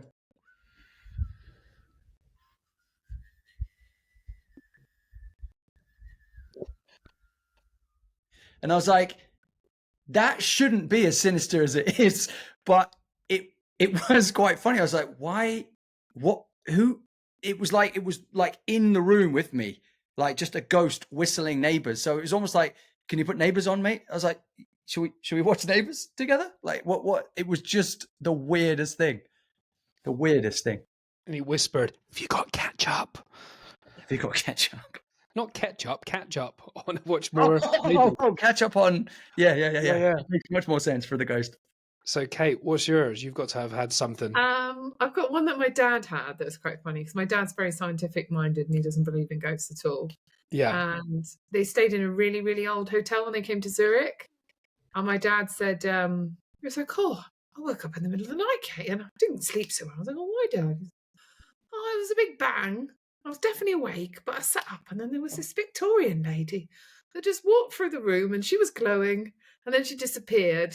And I knew I wasn't I knew I wasn't asleep. And I was like, "Dad, that's very creepy." And he was like, "Yeah, she's in Victorian clothing and she was kind of glowing and she walked through the wall." And I was like, "Yeah, Dad." And he was like, "Yeah, I just decided to go back to sleep."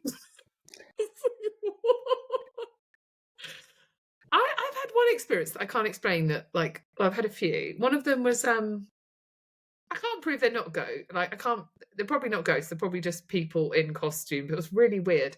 You know, between Andover and, like, kind of Salisbury, there's all those, like, tank ranges in the middle of nowhere. Oh, yeah. So, Have like, you been to Salisbury the Plain, down that way. the curry house?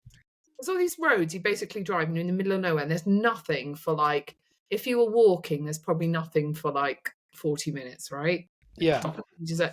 I was driving back from a curry one time, my parents, and there was a family in Victorian clothing just walking down the side of the road in the middle of nowhere, and it was really weird. It was like they were like 45 minutes from anything. They had a 2-year-old child, a 3-year-old child all walking with them, and they were all in like really old-fashioned clothes, and they were just walking on the side of the road, and it just felt really weird. But maybe it was people being to fancy dress party. I don't know. Did you all see it, or was it just you? We all saw it. It was like, what? That's wow. Doesn't really make sense. Maybe it was a dare. Maybe, but it was a bit weird. It was like 10 p.m. and they had a 3-year-old and a 2-year-old. Yeah, that is strange. It was really weird, and they were all in like old-fashioned clothes, and they didn't seem to see us. It was really weird, but I'm sure it was just people on the way back from. That is very weird. My dad's reaction was so funny because my mum was like, "Oh my god, I never want to stay there again." And my dad was like, "No, it can't have been real. Like, I definitely wasn't asleep." I was like, "Dad," he was like, "Yeah, I definitely saw her. She was definitely glowing, and she definitely disappeared." But like, I just decided. Glowing. I was like, "God, Dad, that's terrifying." I used to work at a nursery. When I was in England. I think I've told you this one before, Kev, maybe? Or... I can't remember, but nurseries say, and ghost stories. Not great. Let's get me. It was a really creepy building. It was like a Victorian building. It was a really cool nursery because it was mostly outside. So we like had like this kind of like outdoor space, and you in the morning you put all the kids. It's like based on like sort of Finnish Scandinavian learning models where they do outdoor learning, and we literally have the indoor building, but that was just be for sleeping and eating, and they spend most of the day on the field, and they had this big field where they could kind of free range children basically. I had a lot of fun there. Anyway, free range children, did you say? Like chickens. Wow.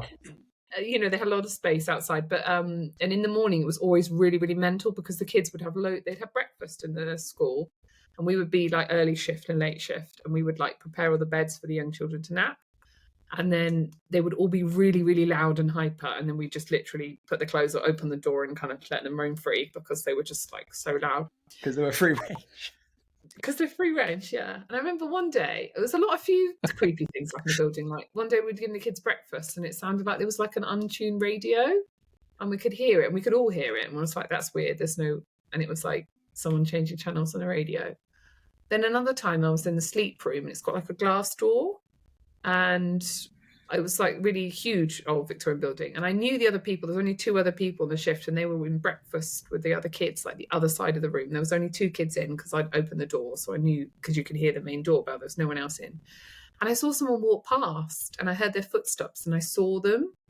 And then I was like, that's weird because it's not really possible that someone could have got over this far to this side of the building. And I went and asked everyone. They were like, no one's been past. So I was just thinking, couldn't really explain that, but it was really creepy because I definitely heard them and definitely saw like a figure. And that was a bit creepy. And then one day we were like one morning, I get goosebumps every time I talk about this. Yeah. There was a little boy, he was 2, called Edward. And he was quite articulate, about 2.5. And we were getting all the kids in, they were all being so loud.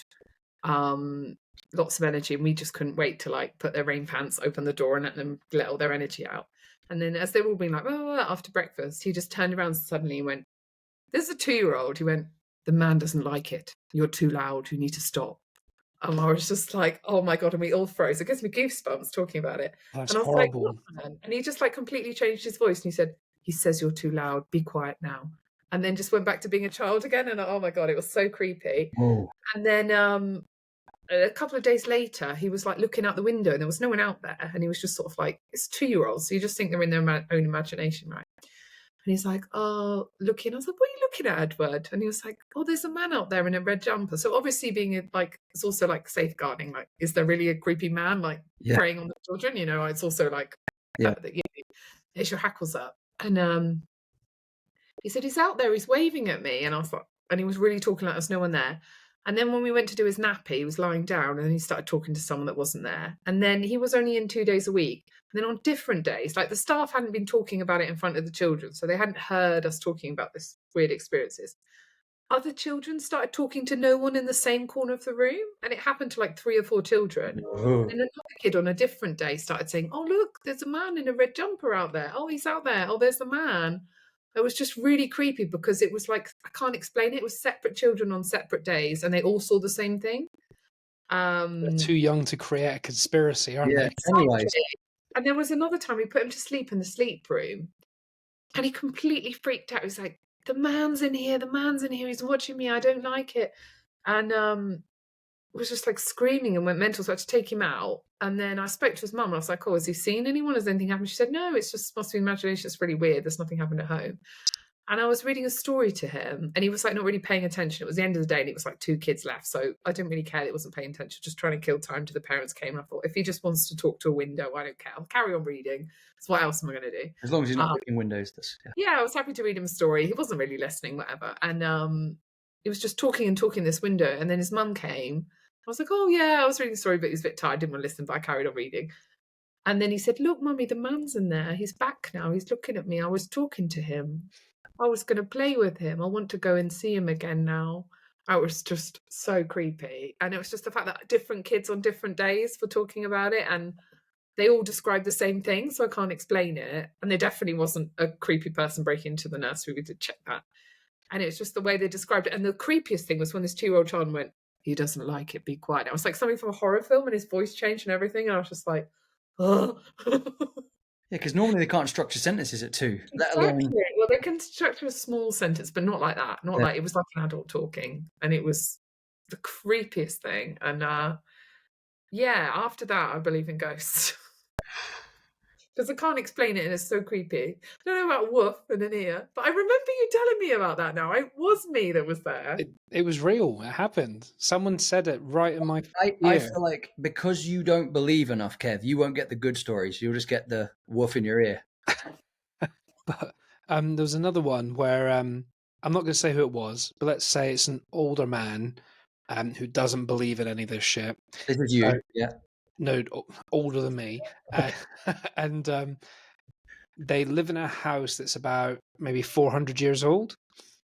Isn't it weird that everyone's, by the way, side note, isn't it weird that everyone sees Victorian women wandering around? That's quite common, but no one sees like a chav from the noughties. Yeah, that's what I saw this meme on Instagram or something the other day. It was like, imagine a ghost screaming, "It's Britney, bitch." Yeah. Makes no sense. Saying, subscribe. You're like, what? Like, share, and subscribe. But Take up tutorial. But my house in London that I lived there for like 4 years, that was a Victorian house. Didn't see one ghost. Well, don't creep me out. This is a Victorian house that I'm in right now. It's from the 18th century. I could say something really. I was going to say something funny about a really scary story. No. I was going to say something funny, but I think it would be mean to Kate, so I'm going to not say it. I feel a bit creeped out now. I'm I'm here not alone. going to say it. I'm not going to say it. I'm actually like saying this. I don't want to jinx it, but I get no haunted vibes from my very old house. That's good. That's lovely. It's funny. My door frames, like because it's such an old house. I love this house. It's got beautiful old floors. It's beautiful. Okay. But if I have someone like any friends around that are taller than like 5'11", they can't fit through the door frames. It's so low.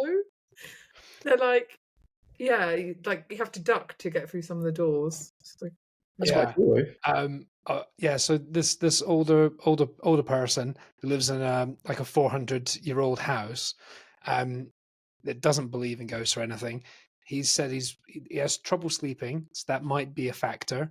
But he's woke up in the middle of the night multiple times, and the way the bedroom's situated, when you walk through the door of the bedroom, the bed is left to right, and at the end of the bed, it's quite a big gap. It's a big bedroom. There's a fireplace, and to the left there's a wardrobe, and it doesn't go all the way to the ceilings because it's tall ceilings. And at the top of that ceiling there was a woman, like in the space between the top of the wardrobe and the ceiling, like Contortion. crouched in, like head sticking out, like leaning over, but like in the far left. If you open your eyes at the bed, it's like far left of the room, and just like we just stay online all night. just creeping, he's seen it so many times, and because the place used to be an old pub, he always hears barrels rolling, like beer barrels underneath the floor occasionally, but obviously there's nothing there. But he's seen that ghost so many times, that woman, that he never mentioned it to his wife for like 5 years, and he started talking to her, and they've had full-blown conversation. And what did she say? Just general things like why are you here and what's going on. He's actually talked about his day, and then he just said go away. Yeah, he's like, I got disciplinary at work today. Can you believe it? Sorry to be gross, but what if he was trying to have a wank or something? It's old lady low. The ghost is helping him out. Like, you're like, yep, if you just want to take over for us. So yeah, he got annoyed with her being there so often that he just told her, can you just go away now? I've had enough. And then she didn't come back. So how bizarre. So can I tell you one really scary one? Okay, I've got a shout out after that. That's kind of okay, but then everyone has to stay online all night because I'm terrified. So this is what my mum told me. So this is like, she wouldn't lie. Do you know what I mean? It's like, so was it in the same house again? No, so this is in Merrill's Way in Chorley, and so basically the story was we're all downstairs. So for some reason bedrooms were downstairs. So you've got the kitchen and the living room, and then you've got loads of stairs going down into all the bedrooms, right? And in the middle of the night, on one particular night, my mom could hear like the back door lock like coming undone, and she was like, "Oh, maybe that's John," as in like her husband, my dad, coming back because he'd been away for a couple of weeks, and she was thinking, "Oh, he's just got like a late flight, and this is him just coming home." And then the door fully opened and then closed, and then she could hear footsteps in the kitchen, and she was thinking, "Oh."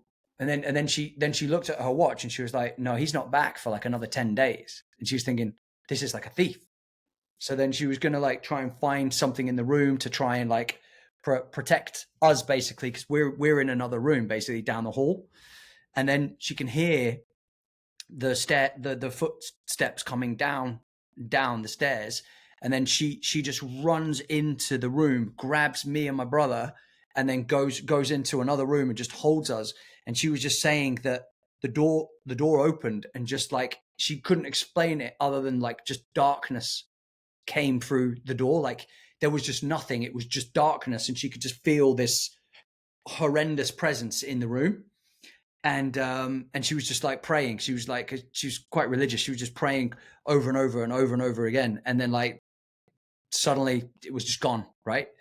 And the scariest part of this whole story is that when my grandma or my auntie used to visit the house, they used to stay in that room, and they felt like in the middle of the night, like somebody was sat on their legs or somebody was sat on their chest, and it was like nobody got any good night's sleep. And in the end, like everybody was pretty much sleeping in the living room because nobody wanted to go down there. And when Doug and I were kids and mom and dad would send us to bed, we'd sit halfway on the stairs until mom and dad had finished. So we'd all go down. They'd be like, what are you doing on the stairs? Like we were too scared to go down there. There was just a really weird presence.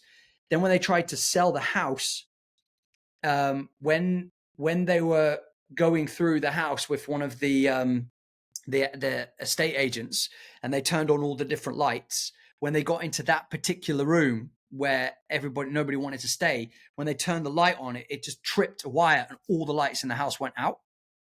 And they were like, that happened every time they tried to sell this house. And then they basically took someone aside and said, what is going on with this house? Like, there's something very strange here.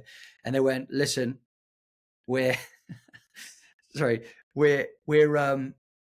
have been honest. Like your house was built upon a Roman burial ground.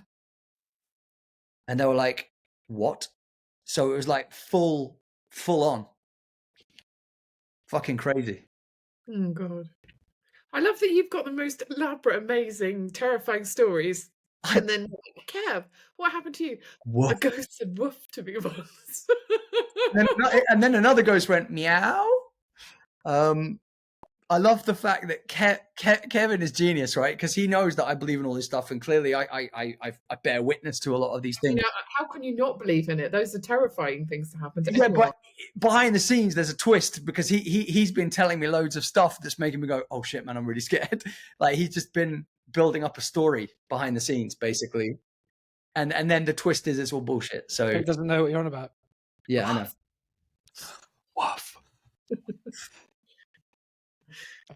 I was going to do a shout out, which has got an indirect link to ghosty stuff. Let me just get up. So, I mean, it's a really tenuous one, but still, one second. That's her name. That's how to spell it. Right. So I've started drinking different drinks recently, soft drinks, like, you know, Drew's into it's like kombucha, stuff like that. So yes, it's from a brand One Living. I tried this other one called Trip. Have you tried it? Oh, do you know what? I saw Shed at Christmas and she was drinking those. Like she had so many of those. Yeah, Chill out, man. It's got CBD in it. Yeah. It's very healthy, apparently. Then I tried one which is very unsubtly called CBD. I didn't feel anything. Hibiscus. Cannabidiol. But this is the shout out. It's time for Rage Whale's Shout Out of the Week.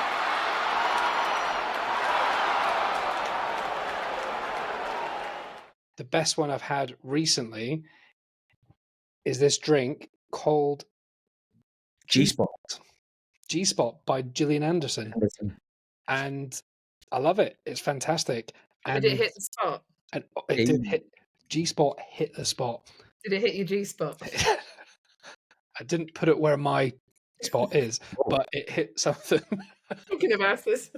Well, was that for the X-Files? Is that why it was spooky? That ruins that shout out then, doesn't it? Sorry. Who's James when you got Kate? But yeah, I just also how cool is Gillian Anderson? Like, is the link so cool? Wait, is the link to Ghost the fact that it starts with G? The drink is G. No, we were talking about ghosty stuff before, and it reminded me of my G-spot. Wait, so when it said woof, did you get an erection? Like, what? I don't get that. What's the link there? None of this makes sense in context now.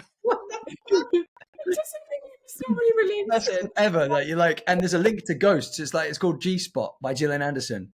But also the point is just how great is Gillian Anderson, and she's amazing. I love her. Love that woman. She was so good as that ghost in that film when she got an Oscar. Stunning and hilarious, just hilarious. She's, I love her in.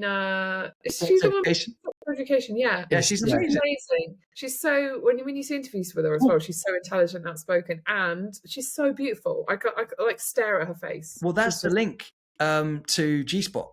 G-Spot, it's all connected to sex education because she was like the mum that was, you know. That's why she called it G-Spot. I don't know how I'm going to make a good clip out of that when you're talking about bloody ghosts and woof. I was moving on. No, it's from like there. because you said it hit your G spot, and that's why I got confused. Because like when the ghost whispered in your ear, I thought it made you get turned on.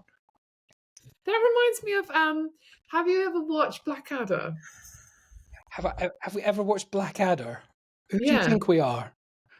The comedy show, right? Fuck's sake! Yes, of course, the comedy show. You know, Captain is it Blackadder, Captain that, Lockhart? He always goes woof. Yeah, with Rowan Atkinson. Yeah, there's always like No, it's Rick Mail. Rick Mail that played Captain Lockhart or something. Captain And Lockhart, he yeah. always goes, he always goes woof. Yeah, It reminded me of that. yeah. Rick Mail just busting. Maybe you were being haunted by Rick Mail. I'd love that. He wasn't even dead back then. Rick He was Mail, lit. who He was was an are you absolute now lit. to all the ghosts? Yeah, if I was to be haunted by someone, I'd be quite happy if it was him. It'd be quite annoying, He's actually. legend. I think it'd be. Just not scary, just do funny shit. Well, we were saying, we were talking about Ghost though. Like we were talking about obviously it's a movie. It's a movie podcast, all right? It's a movie podcast. We were talking about. Have you ever seen The Frighteners? No. Oh, Delightful God, film. good. Oh, Kate, you got to watch The Frighteners. It's Michael J. Fox, who's fucking amazing in my opinion in everything he does. But yeah, The Frighteners is incredible. It's basically he is a ghost hunter, but without giving away spoilers, he has befriended ghost friends that are very hilarious. They're very funny, and they basically do ghost pranks in houses so that he can get paid. But I mean, that's a nice way of put it. I just had to just remind myself by looking at it. He goes, after a tragic car accident that kills his wife, a man discovers he can communicate with the dead, and he uses that gift to con people. yeah, true. However, when a demonic spirit appears, he may be the only one who can stop it from killing the living and the dead. And it's just funny. It's a funny film. It's really good. Really, I really was having a joke with Shed when she came to stay about like how people with ADHD leave cupboard doors open all the time, and we were just saying that like if you got haunted, if a ghost haunted someone with ADHD, they'd be really, really pissed off because like you wouldn't know, like you'd be like the ghost would try and open all your cupboards, and you'd just be like, oh, that was just me again. You just wouldn't notice. Little ghost in the corner going, drat. For fuck's sake! He's going, oh, I left it. Oh, I left the oven on again. I left the cupboards open.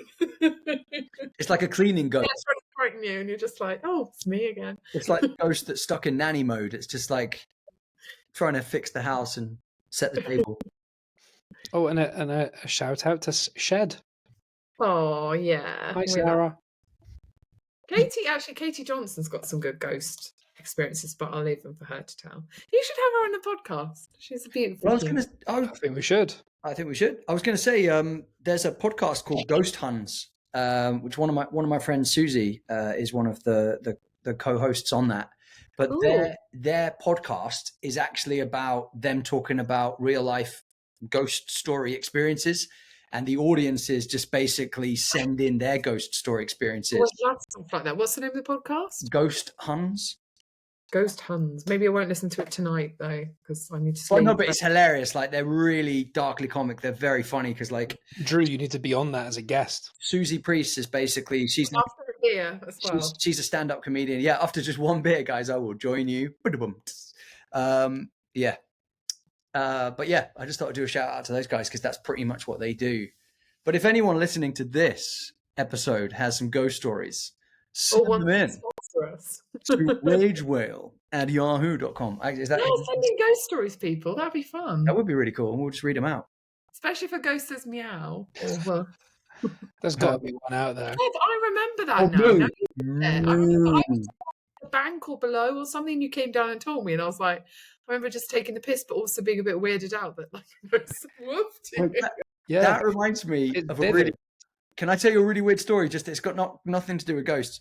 There was the cat that couldn't meow, so it sounded like a cow. Basically, it would go moo. It just would moo everywhere because it can't meow. So it was the moo cat in the estate, basically. What? Which I thought cat was that went I moo. didn't do anything, but yeah. Yeah, but the cat literally. So when we saw it, like when a cat sees you, it go meow, like as in like saying like hello. It couldn't do the wow part. It was just going moo.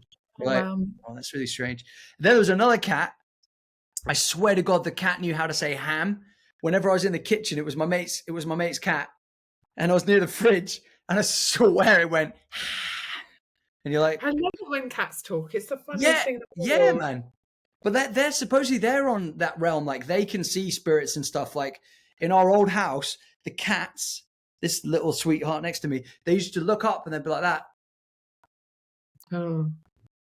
And you're like about having animals. Like when I'm cooking, quite often the dog sits by the back door where there's a little mat and just stares at me until I give him some bit of food or whatever. But he's staring there while I'm cooking and stuff like that. And every now and again, when I look over, he'll just be looking at me. He never takes his eyes off me unless he's lying down. But he'll just go like that and look at the door, at the top part of the door. Oh, cat. Does it say? Yeah, you also like might not even be a ghostly thing. Like, Did your dog say? Did your dog say the man is watching? oh, don't! It scares me. It'd be even scary if a dog said it. The man is watching. You're like, what the fuck, Brian? Oh, I think I have to go soon because it's late for me. Yeah. Yes, you enjoy sleeping with all that knowledge. I am terrified now in my 18th century house alone. I'll message you what I was talking about tomorrow as opposed to tonight so you can get sleep. Yes, I want to hear it, but not now because I've got to go to bed alone and I'm scared. Or you might have a phone call from me, you two, like, oh. But it's always a pleasure to catch up with you guys. And I look forward to coming to UK soon and making it up for being crap. And thank you for having me. We'll make it happen. And thank you for joining us again. Thank you. We'll have you again soon. Thanks, guys. Good night. Sleep well. Bye-bye. Bye. Thanks for joining us. This has been Rage Whale. Thanks for hanging out with us. We hope you had a whale of a time.